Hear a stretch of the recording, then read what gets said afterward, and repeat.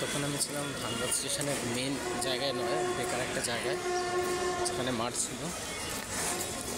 তো এই যে ইন্ডিয়ান ফ্ল্যাগ, গেট নাম্বার 1।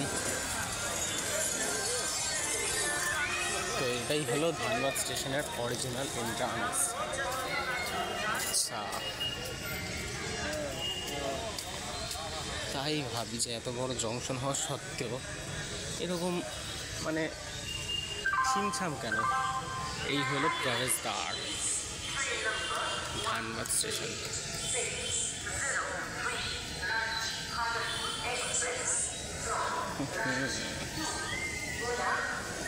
আর আমি ছিলাম উল্টো দিকে, এটা হচ্ছে 1 নম্বর প্ল্যাটফর্ম, আর আমি ছিলাম 7 নম্বর প্ল্যাটফর্মের এন্ট্রান্সে। তো ওইখানটা এমনি নর্মাল ছিল। তো এবার বুঝতে পারলাম ধানবাদ স্টেশনের আসল জায়গাটা কীরকম। এখানে অনেক লোকজনও আছে। এরকম যে কোথায় এসেছি আমি, এটা এত বড় জংশন যেখানে বন্দে ভারত থামে, তো এরকম অবস্থা কেন?